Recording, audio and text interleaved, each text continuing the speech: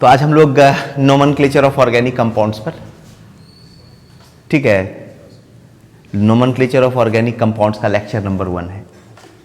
यानी आज जो हम लोग स्टार्ट करेंगे नोमेनक्लेचर को कहां से स्टार्ट करेंगे? जीरो लेवल से।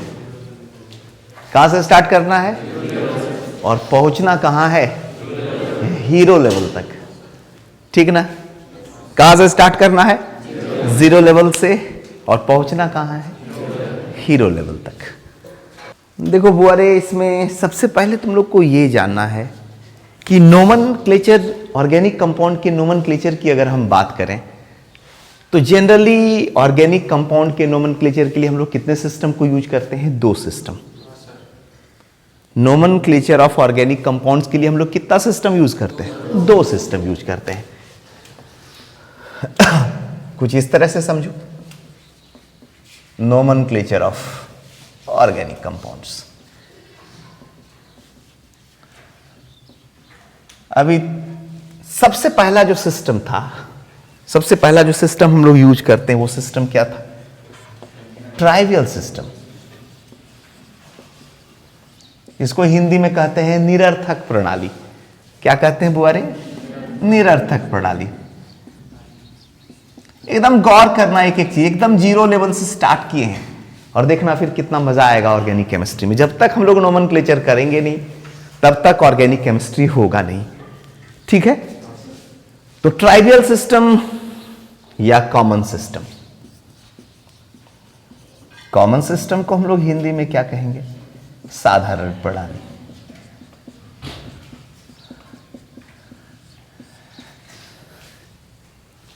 और ये जो दूसरा सिस्टम है, कौन सा सिस्टम है? IUPAC system. कौन सा सिस्टम है?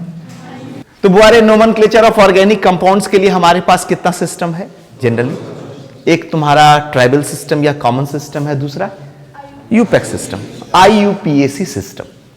देखो, हम इसके हिस्ट्री पर नहीं जाएंगे कि क्या हिस्ट्री रहा है इस सिस्टम को डेवलप होने के पीछे। हम लोग टू द पॉइंट बात करेंगे, जो हमारी जरूरत की चीजें हैं ना उस पर बात करेंगे, ठीक? तो बाबू रे, सबसे पहला तो तुमको ये जानना चाहिए कि IUPAC का फुल फॉर्म क्या होता है? International union of pure and applied chemistry. कोई दिक्कत? तो यहां पर सबसे पहला बात दिमाग में जो रखना है वो ये कि ऑर्गेनिक कंपाउंड के IUPAC नोमेनक्लेचर के लिए जनरली हम लोग 2 सिस्टम यूज करते हैं। Generally 2 systems of nomenclature are used. पहला कौन सा है? ट्राइवियल सिस्टम या कॉमन सिस्टम। दूसरा है IUPAC सिस्टम, ठीक है, जिसको हम लोग क्या कहते हैं? International union of pure and applied chemistry. कोई दिक्कत नहीं, कैमरे से बाहर भी है, कोई दिक्कत नहीं, साउंड क्लियर होना चाहिए। क्लियर है ना? अब एक बात जान लो बाबू रे, थोड़ा सा ट्राइबल सिस्टम या कॉमन सिस्टम को इंट्रोड्यूस करते हैं, थोड़ा सा इसके बारे में बताते हैं। ये जो सिस्टम है, ट्राइबल सिस्टम या कॉमन सिस्टम, जनरली ये सिस्टम सोर्स ऑफ ऑरिजिन पर बेस्ड है। उत्पत्ति स्रोत किसके? ऑर्गेनिक कंपाउंड्स के। यानी दिस सिस्टम इज बेस्ड किस पर? Source of origin of organic compounds. उत्पत्ति स्रोत पर। किसके? ऑर्गेनिक कंपाउंड के उत्पत्ति स्रोत पर बेस्ड है या उसके सर्टेन प्रॉपर्टीज पर बेस्ड है। बात को याद रखना, ठीक है? अगर हम बात करें ट्राइवियल सिस्टम या कॉमन सिस्टम की, तो ये सिस्टम किस पर बेस्ड है बुआरे? ऑर्गेनिक कंपाउंड्स के उत्पत्ति स्रोत पर, या बोलो उसके सर्टेन प्रॉपर्टीज पर। क्लियर है बात? तुम लोग कुछ इस तरह से, कुछ इसके एग्जाम्पल को समझो तुम लोग। सबसे पहले अगर हम बात करते हैं फॉर्मिक एसिड की, तो लाल चींटी के लिए जो लैटिन वर्ड है वो फॉर्मिका है, ठीक है? और फॉर्मिका से जो ऑर्गेनिक कंपाउंड मिला उसका नाम क्या दे दिया गया? Formic acid. बात को समझना, फॉर्मिक एसिड का सोर्स क्या था? रेड एंट।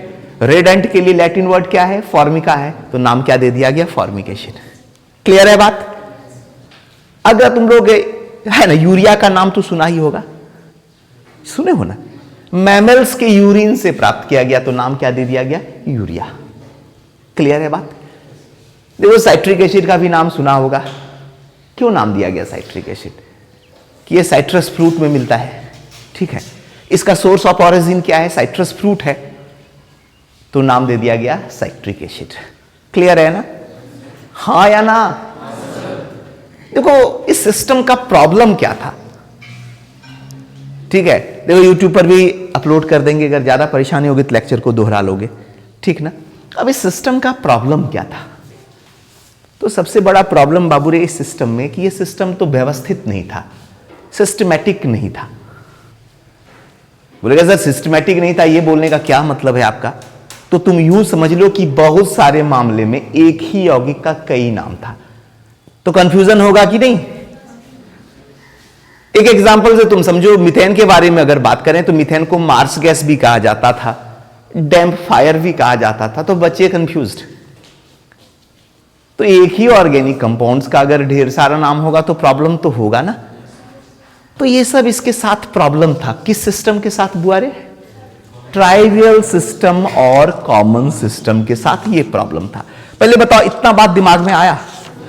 अब हम लोग अगर यूपेक सिस्टम की बात करें तो ये यूपेक सिस्टम क्या है ना? इसके आने के पीछे वजह क्या है कि ऑर्गेनिक कंपाउंड्स यानी कि कार्बनिक यौगिकों की संख्या धीरे धीरे क्या हो गई? बढ़ने लगी। अभी देखो मिलियंस ऑफ ऑर्गेनिक कंपाउंड्स हैं, ठीक है। तो इस चीज को देखते हुए ऑर्गेनिक कंपाउंड्स को है ना सरल तरीका से, सरल कह दो, सरल क्रमबद्ध और वैज्ञानिक तरीके से नोमेनक्लेचर के लिए एक सिस्टम दिया गया। और आईपीएसी सिस्टम क्या है? बस वही है। इसकी फुल फॉर्म को तो तुम समझ ही रहे हो, क्या है full form? International union of pure and applied chemistry. Clear है ना बात? अब जान लो इस यूपेक सिस्टम का जो है ना, ये यूपेक सिस्टम का ये 3 पिलर है, यानी ये यूपेक सिस्टम जो है 3 भाग में बटा हुआ है। अभी ध्यान से एकदम गौर करना बात को। आईपीएसी सिस्टम बुआरे कितने भाग में बटा हुआ है? 3 भाग में। इसका जो सबसे पहला हिस्सा है उसको हम लोग रूट वर्ड या वर्ड रूट भी कह सकते हैं, ठीक है। पहला हिस्सा क्या है? Root word. दूसरा हिस्सा प्रीफिक्स। देखो प्रीफिक्स पहले लगने वाला, ये पूर्व लग्न भी बोल सकते हो इसको, पूर्व लग्न। और दूसरा हिस्सा बुआरे क्या होगा? सफिक्स, अनुलग्न। बात को समझ लो। तो आईपीएसी सिस्टम कितने हिस्से में बटा हुआ है? बोलो। 3 हिस्से में। कौन कौन सा? रूट वर्ड, दूसरा प्रीफिक्स, तीसरा सफिक्स। अब देखो बुआरे, ये प्रीफिक्स भी 2 टाइप का होगा। एक प्राइमरी प्रीफिक्स, प्राइमरी यानी कि 1 डिग्री प्रीफिक्स, और दूसरा सेकेंडरी प्रीफिक्स। इस पर भी अभी बात करेंगे। दूसरा सफिक्स भी 2 टाइप का होगा, एक प्राइमरी सफिक्स और दूसरा सेकेंडरी सफिक्स। पहले एक एक करके हम लोग बात करते हैं, है ना। तो सबसे पहले हम लोग बात करते हैं रूट वर्ड पर, कि भाई रूट वर्ड क्या है। एकदम सिंपल सा कॉन्सेप्ट है, दिमाग में बैठा लो पहले। जब तक ये सब टर्म को नहीं जानोगे तब तक प्रॉब्लम होगा ही। तो बाबू रे, ये रूट वर्ड क्या बताता है? ये पेरेंट चेन में कार्बन का संख्या बताता है। क्या बताता है? यानी it tells us about the number of carbon atoms in parent chain. कोई दिक्कत? ये रूट वर्ड क्या बताता है कि ये जो पेरेंट चेन है इसमें कितना कार्बन है। It tells us about the number of carbon atoms in parent chain. For example, अगर 1 कार्बन हो तो उसके लिए हम लोग रूट वर्ड क्या यूज करते हैं बुआरे? मैथ। अगर 2 कार्बन हो तो क्या यूज करेंगे? एथ। दिमाग में आ रहा है ना? 3 कार्बन हो तो क्या यूज करेंगे? पूरा रिवाइज करा देंगे। तुम लोग बोलते हो कंफ्यूजन होता है सर, नहीं समझ में आता है ऑर्गेनिक केमिस्ट्री नोमेनक्लेचर। तो जब तक हम लोग नोमेनक्लेचर अच्छा से करेंगे नहीं तो समझ में कैसे आएगा, ठीक ना। 3 कार्बन के लिए क्या यूज करेंगे? प्रॉप। 4 के लिए क्या यूज करेंगे? ब्यूट। 5 के लिए क्या यूज करेंगे? पेंट। 6 के लिए क्या यूज करेंगे? हेक्स। 7 कार्बन के लिए क्या यूज करेंगे? हेप्ट। 8 कार्बन के लिए क्या यूज करेंगे बुआरे? ऑक्ट। 9 कार्बन के लिए और 10 कार्बन के लिए। दिमाग में आया? तो बुआरे रूट वर्ड क्या बताता है? कार्बन चेन में कार्बन परमाणुओं की संख्या, number of carbon atoms in carbon chain. अगर एक कार्बन हो तो रूट वर्ड क्या यूज करेंगे? 2 के लिए, 3 के लिए प्रॉप, 4 के लिए ब्यूट, उसी तरह से 5 के लिए पेंट, 10 के लिए डेक। कोई प्रॉब्लम बोलो यहां तक है? ठीक है, सफिक्स पर बात कर लेते हैं, तब प्रीफिक्स पर बात करेंगे, ठीक ना? किस पर बात करते हैं बुआरे? सफिक्स। सफिक्स को हिंदी में क्या कहेंगे? अनुलग्न। देखो बाबू जी, एक चीज और भी है, हम ना हिंदी पढ़ाते हैं ना इंग्लिश पढ़ाते हैं, हम केमिस्ट्री पढ़ाते हैं। मीडियम कोई मैटर नहीं करता है।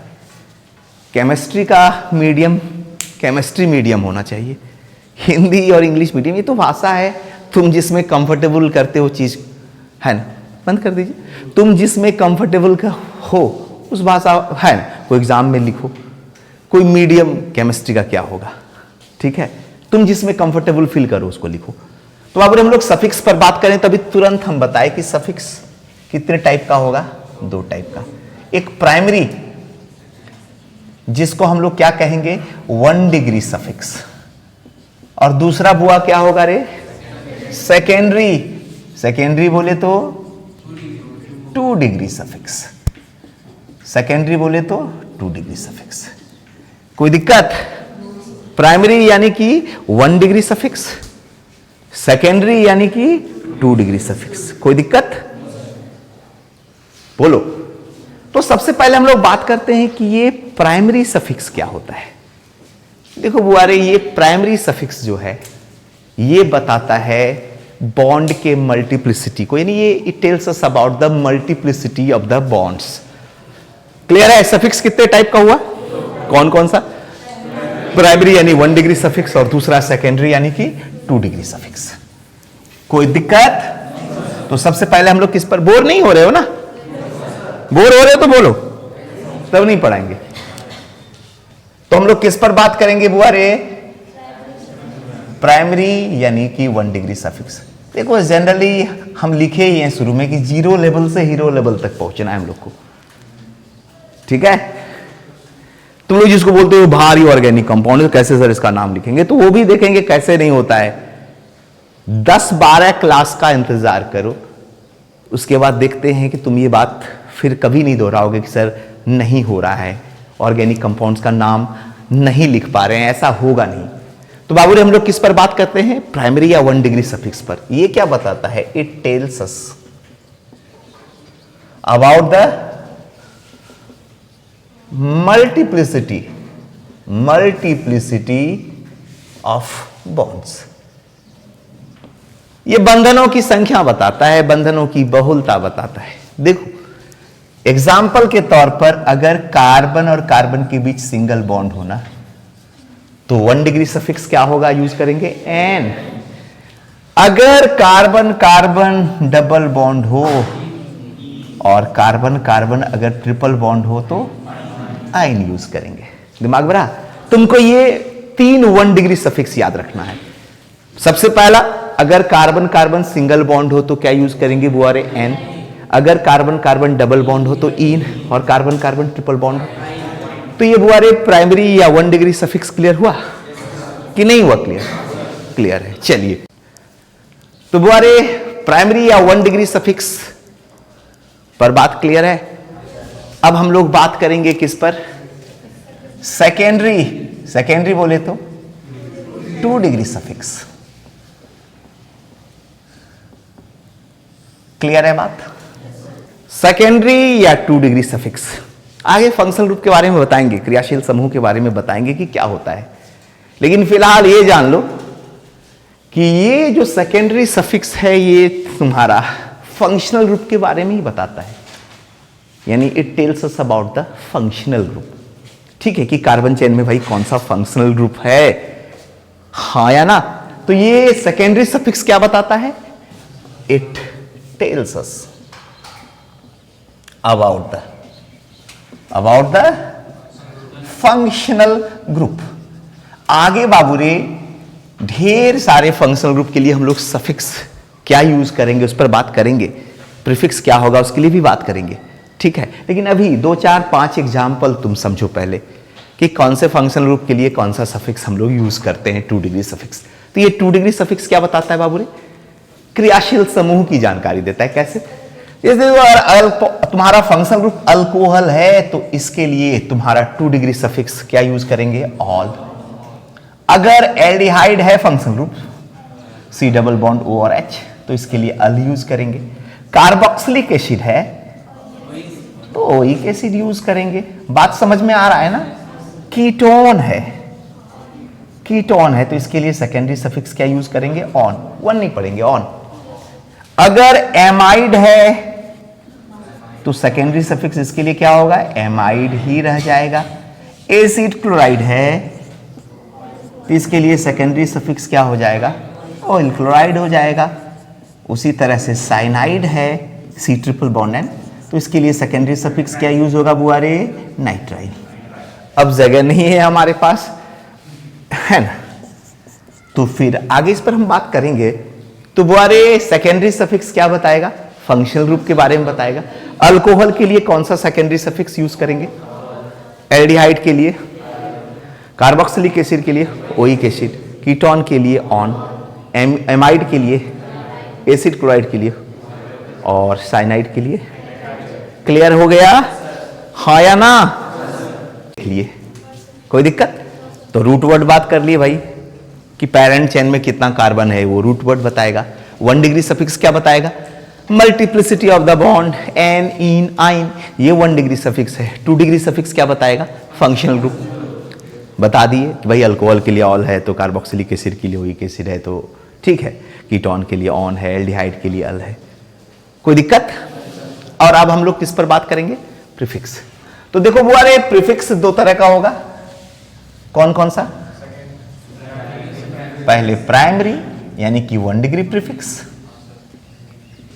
दूसरा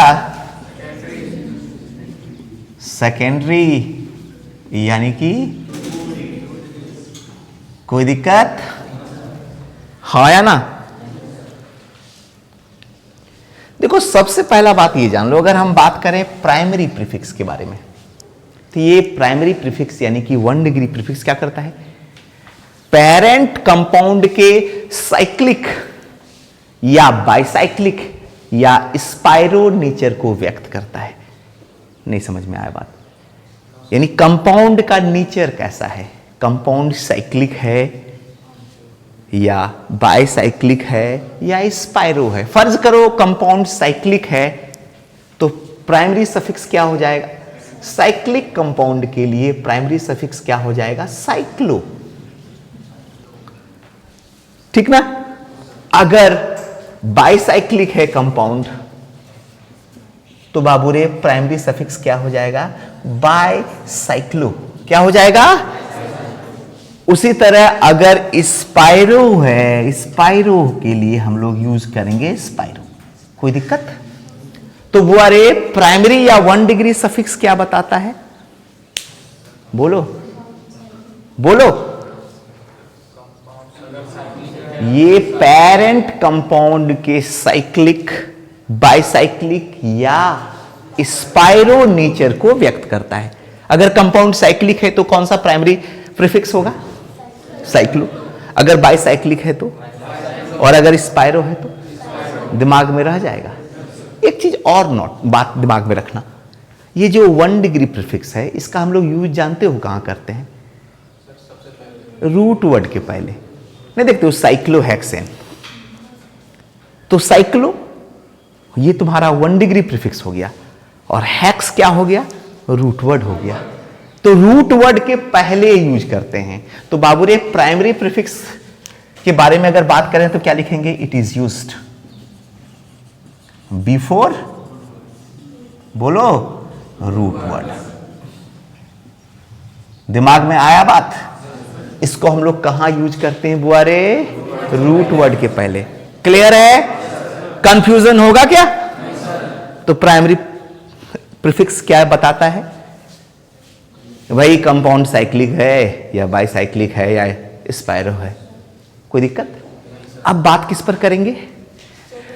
2 डिग्री प्रीफिक्स, देखो बच्चे यहां पर कंफ्यूज होते हैं, सेकेंडरी या 2 डिग्री प्रीफिक्स पर बच्चे कंफ्यूज्ड होते हैं। तो 2 डिग्री प्रीफिक्स देखो, और कार्बनिक यौगिक के अणु में जो जूनियर फंक्शनल ग्रुप होगा, ठीक है, जूनियर फंक्शनल ग्रुप, बोलेगा सर ये जूनियर फंक्शनल ग्रुप कौन, बताएंगे।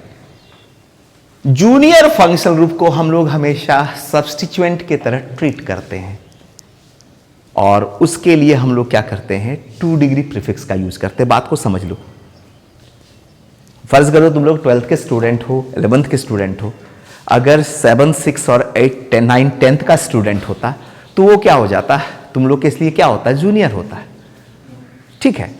तो वैसे ही ठीक है, कुछ फंक्शनल ग्रुप को हम लोग प्रिंसिपल फंक्शन के रूप में ट्रीट करते हैं, आगे बात करेंगे, और कुछ फंक्शनल ग्रुप, ठीक है, को जूनियर फंक्शनल ग्रुप के रूप में ट्रीट करते हैं, जूनियर फंक्शनल ग्रुप के रूप में। और उस जूनियर फंक्शनल ग्रुप के लिए हम लोग क्या यूज करते हैं बुआरे, 2 डिग्री प्रीफिक्स यूज करते हैं। जैसे कि Cl हो तो इसके लिए हम लोग क्लोरो यूज करेंगे, Br के लिए क्या यूज करेंगे बोलो, 2 डिग्री ब्रोमो, फिर आइडो। उसी तरह से NO2 के लिए हम लोग क्या यूज करेंगे, नाइट्रो। दिमाग में आ रहा है, ये क्लोरो, ब्रोमो, आइडो, नाइट्रो, ये सब तुम्हारा क्या हो गया बुआरे, 2 डिग्री प्रीफिक्स। बात समझ में आया कि नहीं, बोलो। जैसे SH है तो ये भी तुम्हारा मरकैप्टो होगा, R तुम्हारा है अल्काइल ग्रुप, ठीक है। बात को समझ में आ रहा है ना, तो ये अल्काइल, तो ये सब तुम्हारा क्या है बुआरे, सेकेंडरी या 2 डिग्री प्रीफिक्स। दिमाग में रहा। तो 2 डिग्री सबसे पहले फिर से एक बार रिपीट कर देते हैं बात को कि प्राइमरी यानी ये प्रीफिक्स बाबूरे 2 तरह का, एक प्राइमरी यानी 1 डिग्री और दूसरा सेकेंडरी। प्राइमरी प्रीफिक्स क्या बताता है कि भाई कंपाउंड साइक्लिक है या बाइसाइक्लिक है या स्पाइरो है। साइक्लिक कंपाउंड होगा तो क्या यूज करेंगे, साइक्लिक, बाइसाइक्लिक के लिए वगैरह वगैरह, ठीक है। अब सेकेंडरी प्रीफिक्स के बारे में क्या बताए बुआरे, कि ये सेकेंडरी प्रीफिक्स जो होता है कुछ जूनियर फंक्शनल ग्रुप है, और उस जूनियर फंक्शनल ग्रुप के लिए हम लोग क्या करते हैं, सेकेंडरी प्रीफिक्स यूज करते हैं। जैसे तुम्हारा क्लोरो, ब्रोमो, आइडो, फ्लोरो, नाइट्रो, मरकैप्टो, अल्काइल, ये सब तुम्हारा क्या होगा, ये सब तुम्हारा क्या है, इसका यूज हम लोग किस रूप में करेंगे, 2 डिग्री प्रीफिक्स के रूप में। पहले इतना बताओ, इतना दिमाग में सेट हो गया। चलिए, अभी तक तुम लोग रूट वर्ड देख लिए, सफिक्स देख लिए, प्रीफिक्स देख लिए। अब देखो ऑर्गेनिक कंपाउंड्स का हम नाम कैसे लिखेंगे, ठीक है। तो बाबू रे इस बात को हमेशा याद रखना। देखो सबसे पहले जो हम लोग यूज करेंगे 2 डिग्री प्रीफिक्स। अगर हम आईपीएसी ऑर्गेनिक कंपाउंड का आईपीएसी नेम लिखेंगे तो सबसे पहले क्या लिखेंगे, 2 डिग्री प्रीफिक्स, फिर 1 डिग्री प्रीफिक्स, ठीक है, फिर रूट वर्ड, फिर 1 डिग्री सफिक्स, और फिर बात को समझना, ऑर्गेनिक कंपाउंड का आईपीएसी नेम लिखने के लिए सबसे पहले क्या लिखेंगे, अगर है तो 2 डिग्री प्रीफिक्स लिखेंगे, नहीं है तो नहीं है। फिर क्या लिखेंगे, प्रीफिक्स, फिर क्या लिखेंगे, फिर, और फिर ये हो गया तुम्हारा आईपीएसी नेम। क्लियर। अब ये भूल जाओ 2 डिग्री प्रीफिक्स और 1 डिग्री प्रीफिक्स को, ठीक ना, भूल गए। अभी हम एक ऑर्गेनिक कंपाउंड लिखेंगे इसका, ठीक है, तुम लोग आईपीएसी नेम बताओगे। चलो 2 कार्बन बनाए और ये फंक्शनल ग्रुप में OH डाल दिए, तो बुआरे यहां पर तो 2 डिग्री प्रीफिक्स और 1 डिग्री प्रीफिक्स है ही नहीं। तो सबसे पहले रूट वर्ड, ऑर्गेनिक कंपाउंड का नाम लिखने के क्या लिखेंगे, रूट वर्ड। कितना कार्बन है, 2 है, तो रूट वर्ड क्या हो जाएगा, एथ। फिर कार्बन और कार्बन के बीच क्या है, सिंगल बॉन्ड है, तो क्या हो जाएगा, एन। और फिर फंक्शनल ग्रुप कौन सा है, तो उसके लिए क्या होगा, ऑल। और ये सब को मिला दो तो क्या हो जाएगा, एथेनॉल होगा। तो यहां एथ क्या है बुआरे, रूट वर्ड। एन क्या है, 1 डिग्री सफिक्स, और ऑल क्या है, दिमाग में आया कि नहीं आया? आ गया? बोलो जी। तो इस ऑर्गेनिक कंपाउंड का नाम क्या हो गया? एथेनॉल। कोई दिक्कत? अब अगर हम इस OH को मिटा दें और एक दूसरा फंक्शनल ग्रुप डाल देते हैं, फर्ज करो हम एल्डिहाइड वाला डाल दिए, अब बताओ पेरेंट चेन में कार्बन कितना है? 3 है। तो अब रूट वर्ड चेंज होगा या नहीं? क्या होगा? प्रोप। सिंगल बॉन्ड है कार्बन और कार्बन के बीच तो N, और अल्कोहल है तो ऑल। तो नाम क्या हो जाएगा बुआरे? प्रोपेनॉल। सॉरी एल्डिहाइड है तो क्या हो जाएगा? अल। तो नाम क्या हो जाएगा? प्रोपेनॉल। कोई दिक्कत? तो ये प्रोप क्या है? Root word. एन क्या है? 1 डिग्री सफिक्स, और अल क्या है? बोलेगा सर ये ई कहां गया? देखो ये वॉवेल, ये वॉवेल, ये ई को क्या कर दो? हटा दो। दिमाग में रहेगा ना? प्रोपेनॉल। 4 कार्बन हो जाता। फर्ज करो कि हम एक इस चेन में एक कार्बन और बढ़ा दिए बुआरे, तो इसका नाम क्या हो जाएगा?